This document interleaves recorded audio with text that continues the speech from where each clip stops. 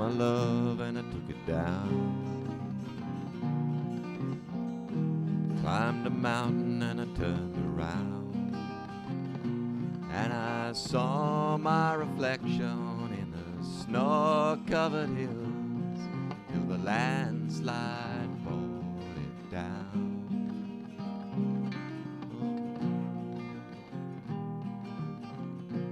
Mirror in the Yeah, hi gang. How you going? It's been a while since I've been back to telling you about my life in Africa, the trip, because as you might have known if you've noticed all the videos I keep uploading, I mostly concentrate on the Boer War and these monuments I find I get a kick out of. In fact, one of our friends on the channel, Julian, has given me that postcard from 1906. It's actually an image of the Boer War monument in Birmingham, memorial group erected in Cannon Hill Park in the sons of Birmingham who fell in the South African War. Seems to be written by someone not unlike myself who gets a thrill out of visiting monuments, and he's written it to his sister. So I've got more of those coming, also some of the history lessons I've been including to give you an idea of the origins of the Boer War, especially for the Canadians and the Americans that have joined the channel from Rachel's group.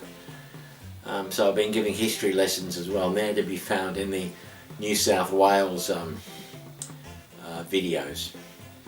But this is going to be about my time in South Africa, and we're looking probably the second half of 1974 now. So I'm 14 and a half, and I'll be reaching 15 in December of that year. We're living in Gladstone Avenue, and if you've been following these, you'll know that quite a lot has taken place in Gladstone Avenue. In the last chapter we had talked or learnt about Electric Birth, a band that Brian and I had built from the ground upwards. And you'll be happy to know that Brian actually got online. I managed to interview him finally. He's got himself an old laptop and we're able to do the Zoom meeting, so I did get to interview him, and I asked him about that trip we took, the hitchhiking trip, and I asked him about Electric Birth. Quality of the video or the interview with Brian was at times a bit scratchy, so I'm going to try and do some more interviewing with him. Now my dad at that stage had kind of given up on the Catholic Church, and so had I. And Dad, I think, just found other activities to occupy himself. Now, we know that he had started dating, or he tried dating, these Afrikaner women. He had dated June, who owned the boarding house, or ran the boarding house up in Derby Avenue, and big fat Boer woman with the voortrekker ass. Most unsatisfactory, and that was sort of the gene pool that was available to middle-aged men in Brakpan at the time. You know, Dad was a typical guy of his era at that time. Safari suits, cravats, he liked the cravat. He was a bit of a David Niven of his time. But there was a very large pool of attractive, young, slim women that were African. Problem was that it was highly illegal for a single white man to be hanging around with black women. He could have got himself locked up for that sort of behaviour, so he started taking his Austin Apache and heading over to Swaziland for weekends. I don't blame him, looking back. Having a cup of tea. It's a bit cold in Melbourne today. I've still got the dressing gown on. I'm a fan of MASH.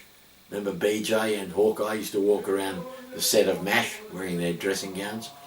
I'm a fan of the dressing gown. So we weren't seeing a lot of Dad, and in fact, if you were to ask those neighbours back then in Gladstone Avenue, they would have looked at these kids running amok in that house in Gladstone Avenue, and they would have said typical kids that are lacking parental control. And that's probably true. We were probably going a bit wild. Well, I know I was. Aidan had started dating Agnes, and they would get engaged that year. So he, in his own way, was kind of settling down. He was never really into the drugs or the booze like I was starting to experiment with. Now, what about our plans to come back to Australia? If you followed this stream and this topic, you'll remember in the days and the weeks after Mum died, Dad had spoken about us returning to Australia, and in fact my brother Aidan had written that letter to Nana saying that we were looking to come back to Australia via England. It was now 2.5 years since Mum had died, and the topic wasn't mentioned anymore. In fact, sometimes I would make an effort to talk to Dad about returning for the barbecues at Uncle Brian's and the picnics in Sherwood Forest with Nana and Gramp, and trying to recapture some of that, those happy memories. And Dad would say, but they're all gone.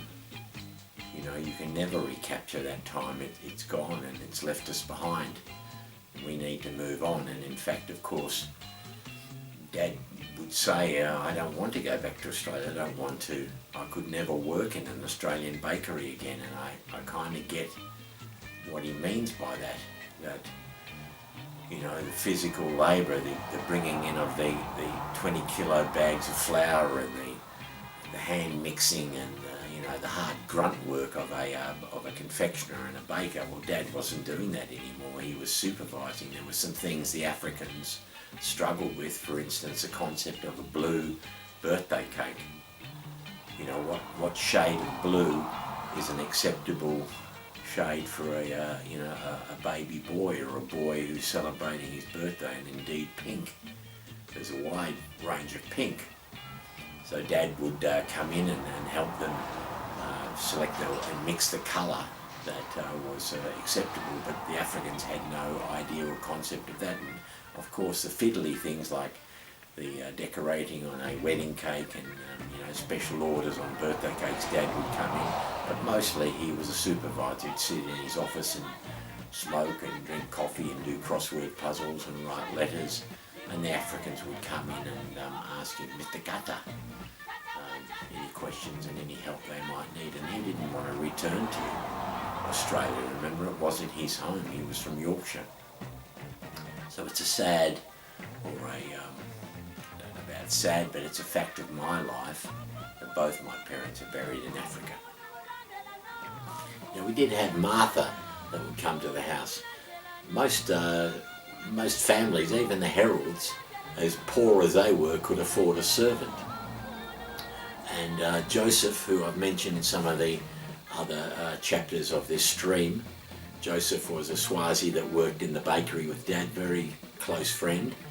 His wife was Martha, and she would come and do the house. And I don't know whether she came every day. I don't think every day, but she did definitely come on Saturdays. And she would do the washing of the sheets and tea towels, and she might sweep the floors. She didn't cook, although she would have if Dad had asked her.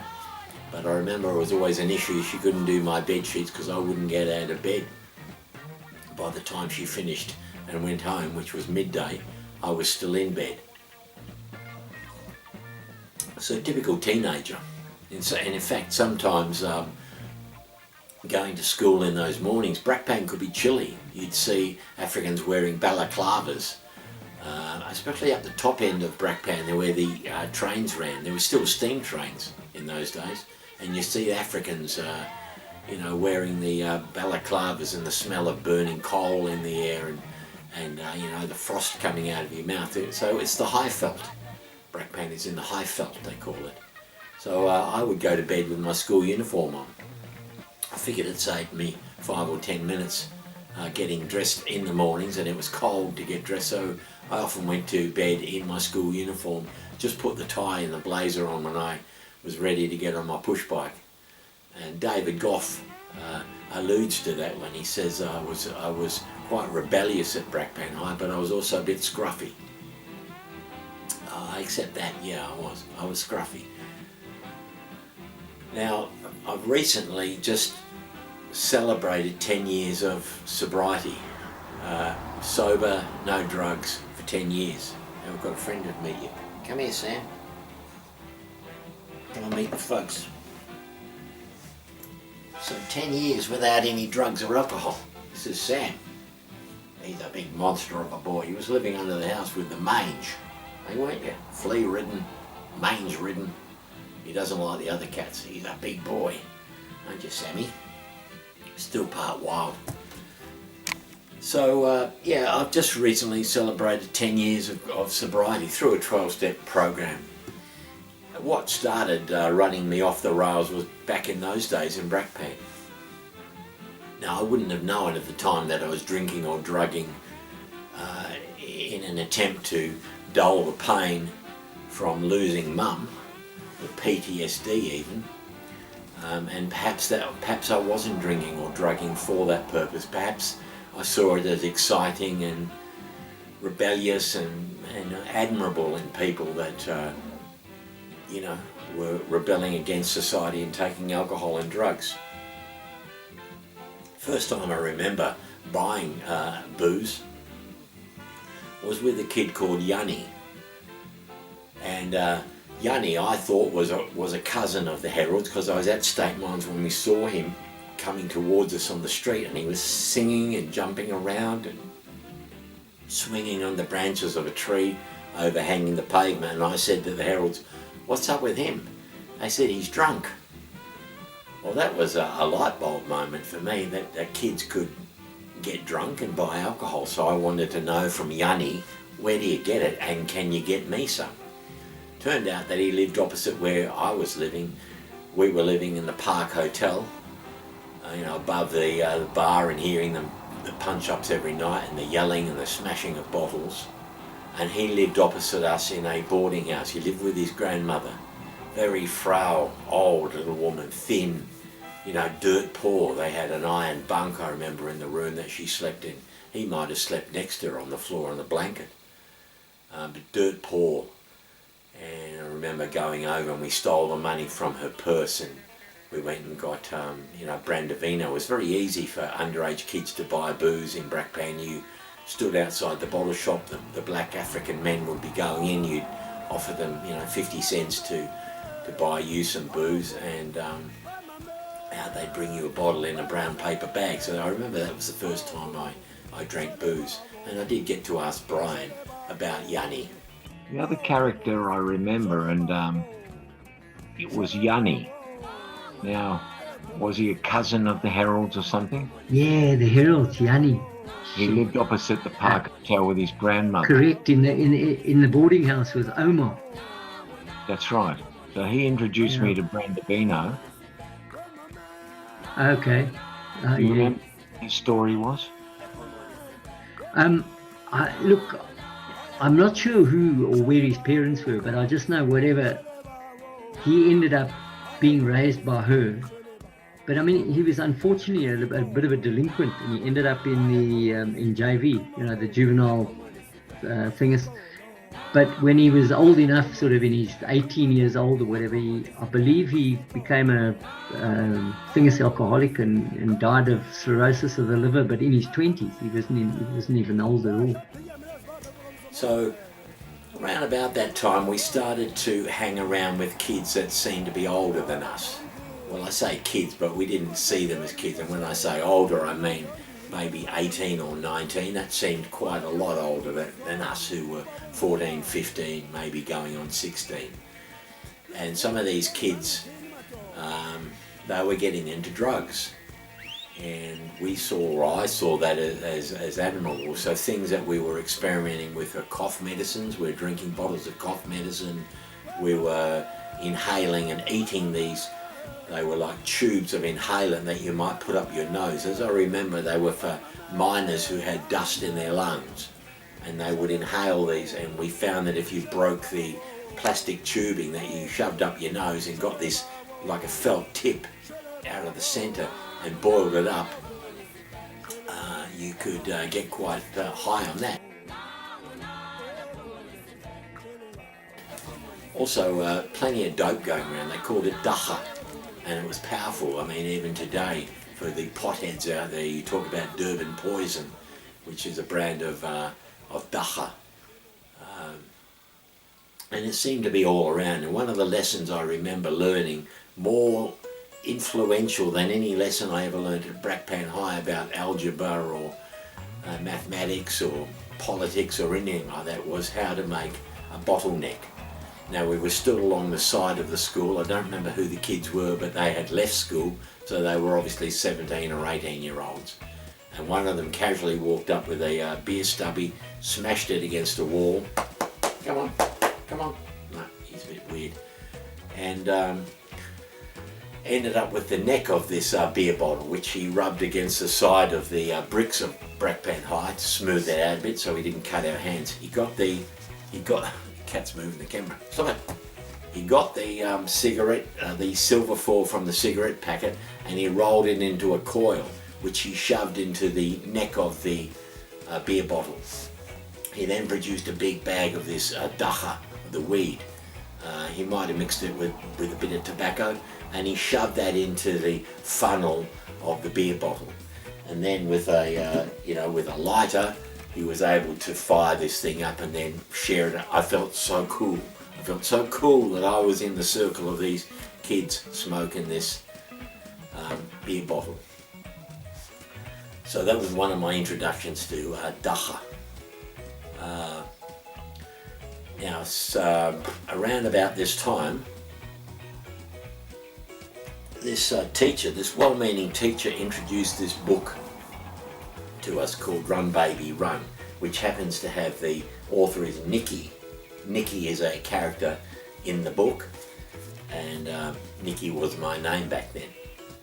The book is about life in the gangs in Los Angeles, probably in the late 60s or the mid 60s. Gangs like the Crips and the Bloods, the Dragons, that this kid was running around with, and they were involved in knife fights, fist fights, vandalism, gang activity. Halfway through the book he discovers Christianity, and that's when myself and most of the class lost interest in the book. But the first half was really good, and it seemed like overnight kids started bringing weaponry into school. Knives, bayonets, flick knives. Dad had this leather strip of cutthroat razors that he would shave with. They were super scary sharp. I bought one of those into school. We were having knife fights. I remember me and Brian Gould, and I was slicing up his shirt, and kids that were playing with a tennis ball, the ball came rolling towards us, and we cut the ball into little squares and gave it back to them. They cut my tie in half with a bayonet. I started going to school with half a tie that I stitched up at the bottom. One of those school fights could have turned quite deadly. I still have a scar on my right leg where Arnie stabbed me with a dagger in one of those school fights. I've got a cat here, no? And in fury, when the knife dropped it, because Arnie knew that I was going to react, he ran, and I grabbed that dagger and I threw it with all my might. And it went through the air and it hit him in the back with the handle. And so I was fortunate. So was Arnie. No harm came to him on that occasion. It seemed to happen overnight, and we seemed to start hanging around at night with these guys. I know Norman was one of them, and Brian talks about Norman. There are others, I don't know who they were, where they came from. And we started wearing these long army coats, or trench coats. Mine was South African Army, so it was khaki, and you could fit a weapon in the pocket. The pockets were that deep that you could carry a knife or a bayonet. I don't think we were in fear of any danger. I think we just carried the knives as a form of bravado. So, Norman Monks. Monk. Who was Norman Monks? Was he a cousin or something? No, he was just a mate of mine from grade 1. Wild, as you know. I mean, he was basically, how would I put it, my introduction to the drug scene. And we were, and then there was obviously dope around as well. But I couldn't smoke dope. I tried it twice and it just didn't work for me. But I had the nickname Pillikies because I was a little pullhead. But you know, those guys all had no control in their families. You know, they were running wild. And Norman, he just became, you know, how would I say, it was his destiny to be, he became a truck driver. And he was just, you know, ended up on the skids as well. And I thought he'd actually died. And his half-brother, Mac, William McCready, got hold of me and said, listen, we're looking for Norman, but we believe he's dead. And I said, yes, as far as I know. And then, did you ever know the Turners, Barry Turner? Yeah, familiar. Yeah, Barry contacted me. He's mates with one of my ex-brother-in-law's mates, Barry van Rensburg. He contacted me, said Norman's dead. They found him. He was lying in the mortuary in the Far East Rand Hospital for about 2 weeks. Nobody knew who he was. And then they'd know that he'd gone to a hospital. And what was his sister's name? She was a friend of Elizabeth's. She'd gone to the hospital to say, listen, this guy apparently was very sick and he was going to go to the hospital, but we don't know. And then they said, well, we don't know a name like that, but we've got these bodies in the mortuary. Maybe you want to come and look. And that's how they found him. And they had a service for Norman. But this was, man, that's at least 10 years ago, at least. Now, there's another incident.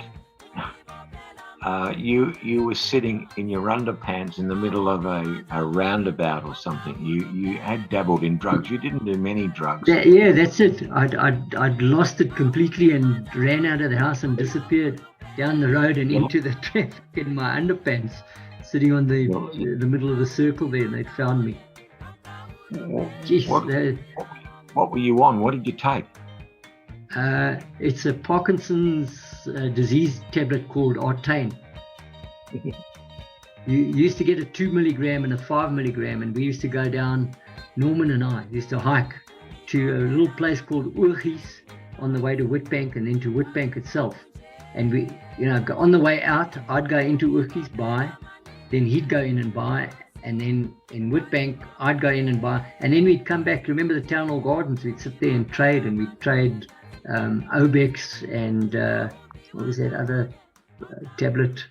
There was a slimming. There was Obex and there was another slimming tablet, and cough medicines and shit like that.